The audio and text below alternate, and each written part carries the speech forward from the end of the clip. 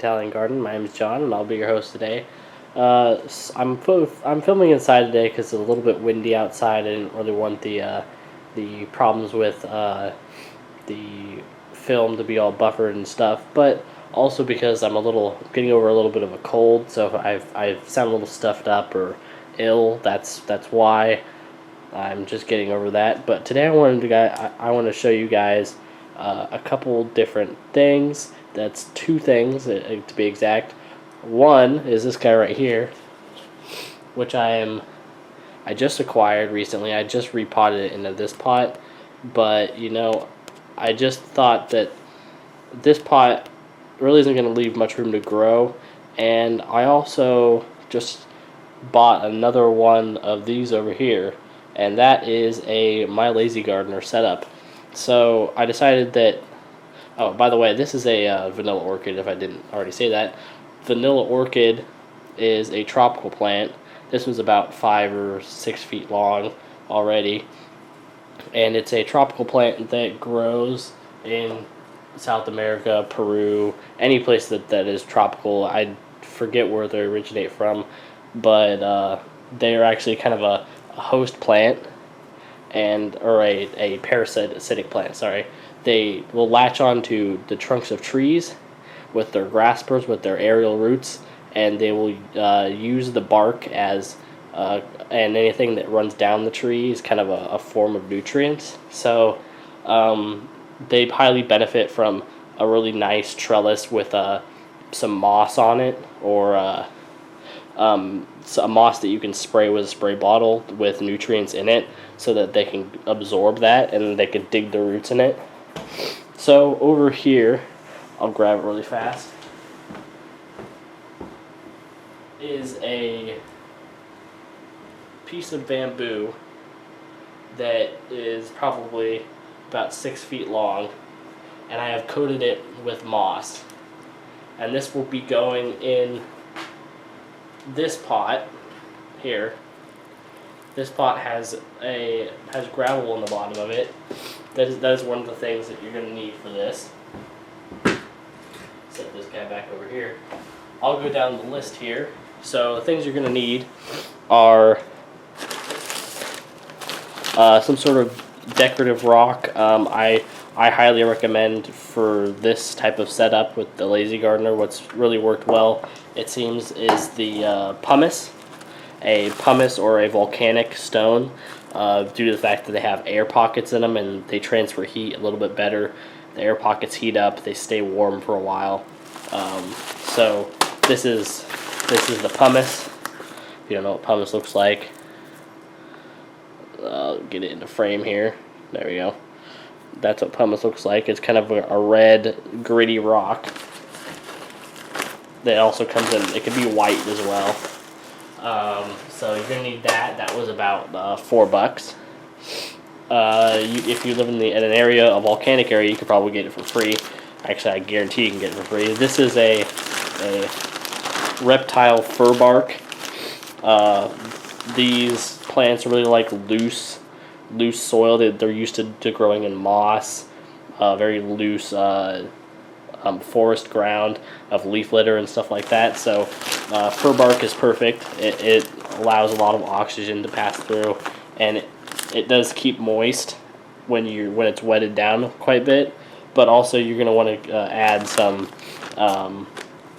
peat or some cocoa coir a little bit to it as well. Maybe like a 10% mixture of that added to this bark. And if you would like, you could also add moss. It's not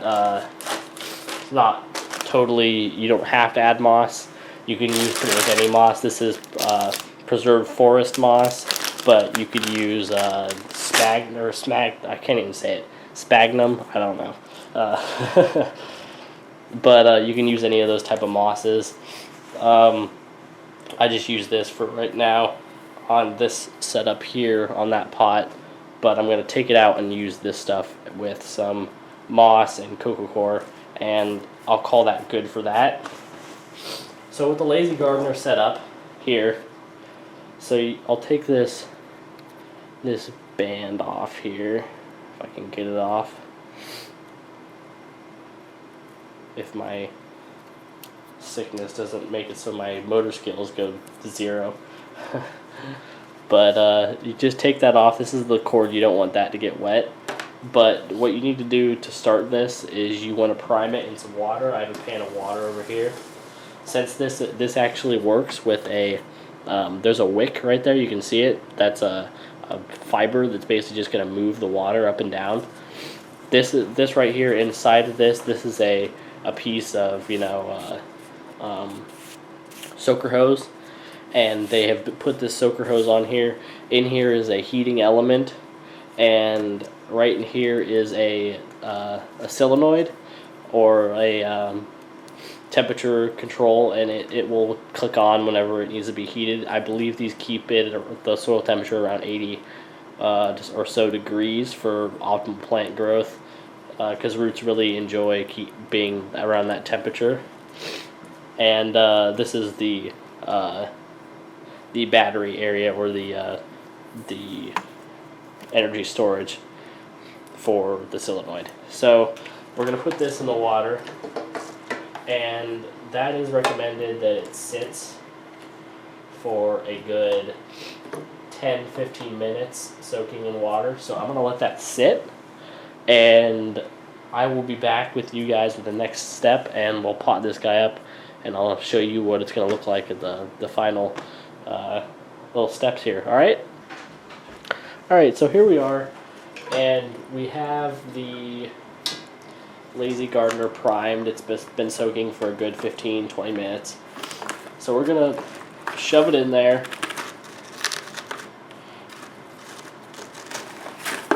Trying not to crimp it too much.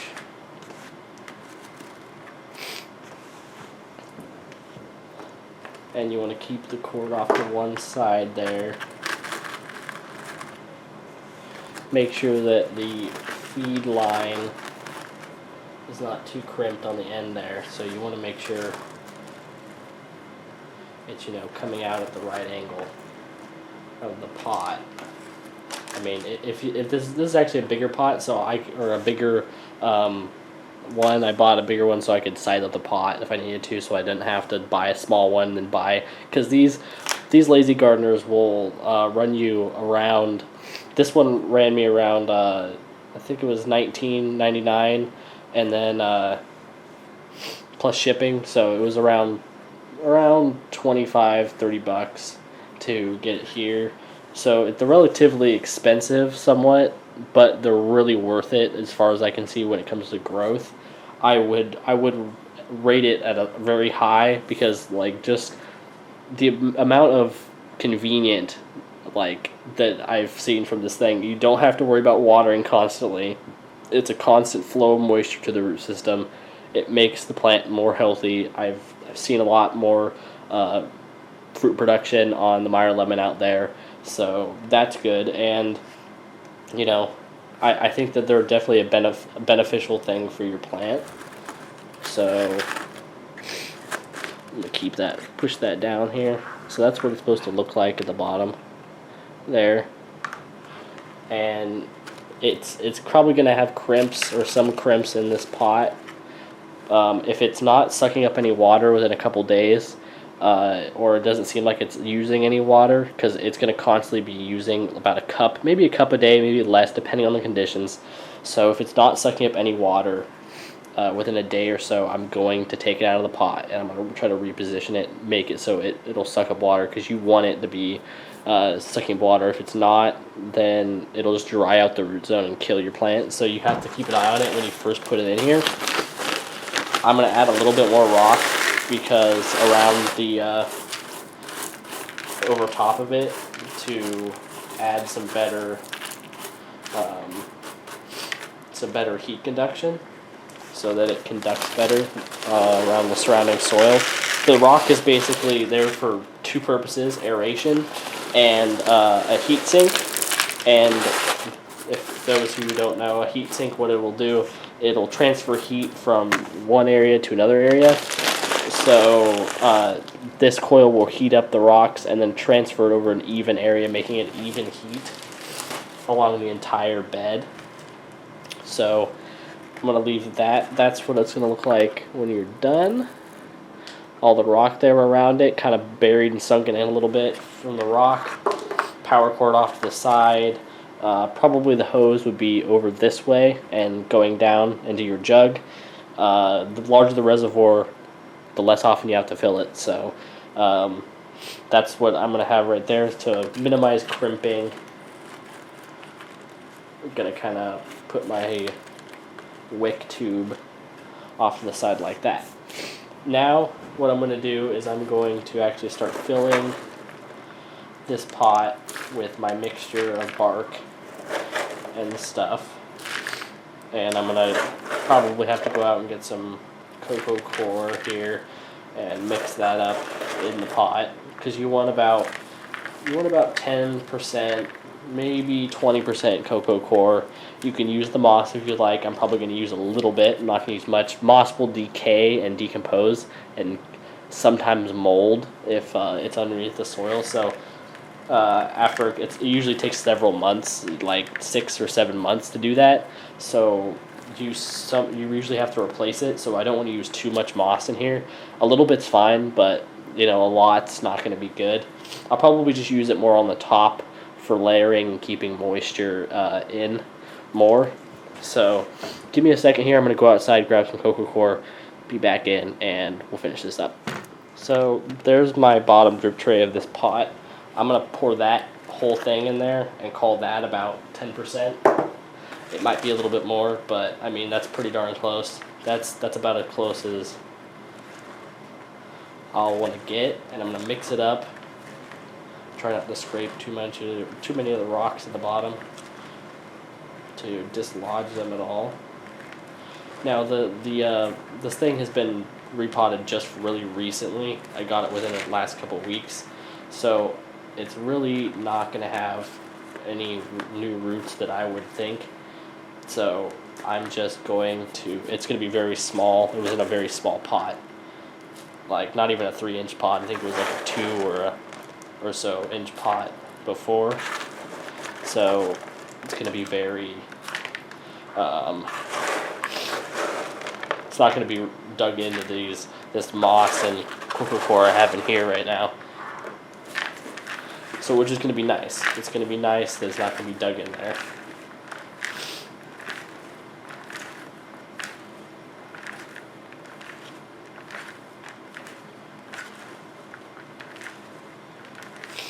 Smell that fir bark. It's kind of loosening up my sinuses from my cold.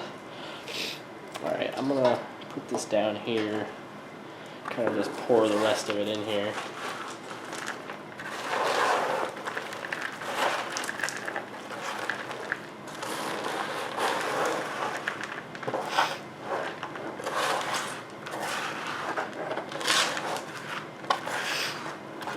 Sorry, you see in the back of a plate here. There you go. Or a drip tray. Mix that up some more. Get some of that cocoa core mixed to the top.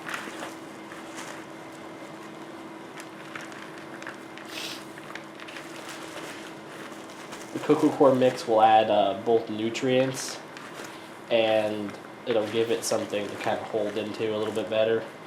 Also water retention, because since bark doesn't really have too good a water retention, then, and I'm going to leave. So now I'm going to have to position since I'm going to put this in the back of the pot, I'm going to position my pole. Something that I kind of forgot to add in here.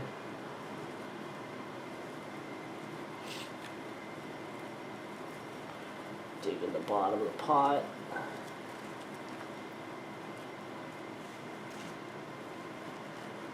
Get down to the gravel. I'm gonna put my pole right up against the power and the wick. I'm gonna try to, as best I can, not press up against it. I'm glad I'm doing this on my table because I have a vaulted ceiling right above me. Otherwise, this probably would not work at all. Now, I might have to anchor this in the pot better than what I'm doing right now. I might have to strap it in because I foresee it maybe being a little wiggly, maybe. Rested on the little lamp here. Maybe not. It's spinning around. No, it's not going to work. Alright, well, I'm going to put my plant here. Out of all the times you need an assistant, this is when you need one. So I'm going to put it right here. You can see that. Yeah. So I'm going to take this out. Where are my trusty scissors? Ah, over there. On the other table. Drop something.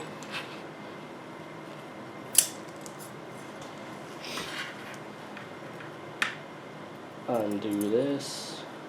Yeah, this is definitely going to have to be tied to the bottom of the pot to keep it sturdy, this pole. Otherwise it's just going to fall right over, but I'm not too worried about it.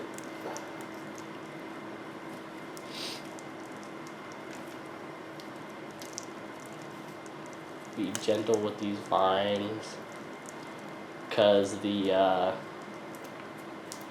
actual vines themselves are irritants if they break open and get on your skin.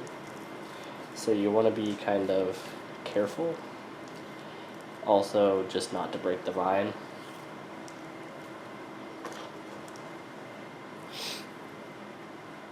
Now this is crimped on with some little ties, plastic ties. They kind of look like metal, but they're plastic. Take those off.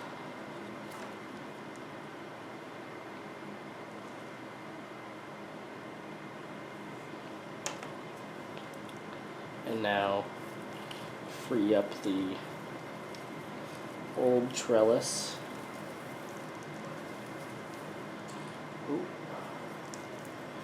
Well, I still left a rope on. There we go. We're free. So I'm going to lift up. Oh, the roots did move a bit from where they were before. Not too much though. I'm going to put it down in there. I'm actually going to take some of the old mix off gently. Very gently.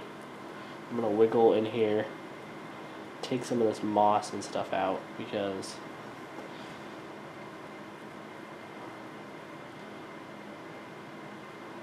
once it gets old, like I said, it'll mold and stuff, and you really don't want a ton of that stuff on there.